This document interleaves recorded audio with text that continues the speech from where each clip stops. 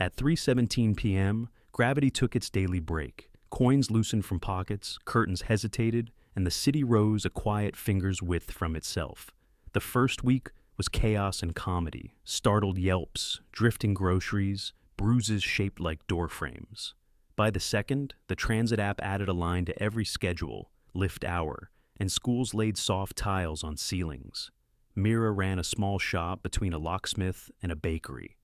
On her door, she painted two blunt lines: harnesses fitted until 3:10, and float returns 3:17 to 4:17.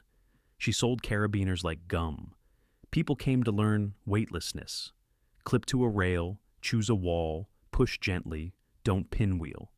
A strap bucket above the counter caught things that betrayed gravity at 3:17. Keys, pens, once the bakery's receipt book. Not everyone adjusted with grace.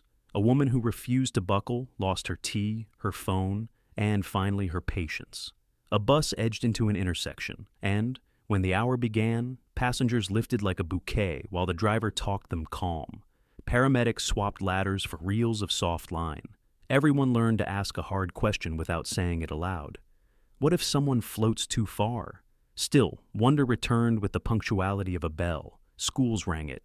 Children flipped like joyful commas. Rooftops became date spots where couples rose together on a shared tether. A church painted a pale circle on the nave's ceiling and laid the choir on it to sing. The city's map gained an upstairs. Mira kept a lift log because writing calmed nerves that buckles could not.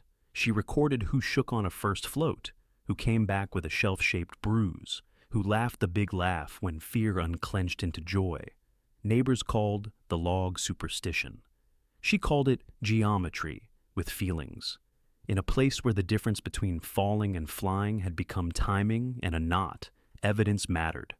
On the 23rd day, a boy named Len arrived with a cracked helmet and a smaller voice than he'd liked. Ceiling tag had ended the way abrupt bells end things. "Maybe I'm not built for it," he said. Mira tightened his straps and taught the two-finger map. Point to where you're going, then draw the curve there. Nothing moves straight when weight is on pause. At 3:17, they rose together in the back room, touching walls with deliberate courtesy. He didn't grin until the clock returned its pull. Then he did, and it stayed. The city developed a ritual soundscape. At 3:15, a hush spread like velvet. At 3:17 came 1,000 soft clicks, buckles, clips, objects leaving surfaces. At 4:17, the world exhaled. Shelves thumped, shoes remembered floors, distant traffic lowered its shoulders. In that breath hid private noises, the squeak of a strap, the careful prayer of someone who hated heights, the bubbling laugh of someone born for them. Storms learned the schedule. One afternoon, rain wrote fast equations down the glass and then stopped, each drop a patient bead holding the city upside down. Len touched a single drop with one finger. It wobbled and stayed, a tiny planet with its own weather. For a long moment, neither of them spoke. The hour taught patience. The storm added reverence. Commerce bent to the sky. A cafe screwed its tip jars to the ceiling and served upside-down espresso. Crews hired ballast handlers to discipline sandbags that misbehaved for 60 minutes daily. Tailors stitched respectful harnesses for people who needed their hands more than their pride. On a quiet rooftop, a family opened a cloth and scattered a life into a ring that hung around lifted wrists before the day reclaimed its pull, grief and grace braided as they do. Arguments thrived, fixed the sky, demanded some. Nothing is broken, said others. The world has revealed a stanza we forgot how to read. Scientists wrote careful papers. Conspiracy merchants sold magnets. Teenagers wrapped romance in knots, share a tether, count down together, say, "I love you right before the bell." Mira wondered who they were becoming.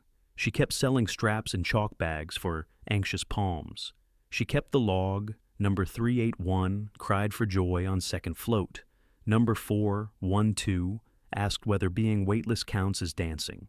Number 439 returned a week later to say yes. Sometimes she locked the door early, stood in the middle of the room, and waited for the day to loosen. The window tilted, or perhaps she did.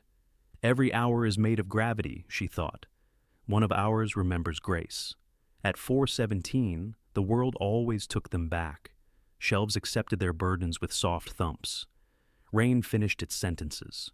People returned to the choreography of heaviness. Heels on pavement, hands on counters, hearts settling into their old, reliable drum. Yet lift hour lingered like a promise the city made to itself. For 1 hour you will rise.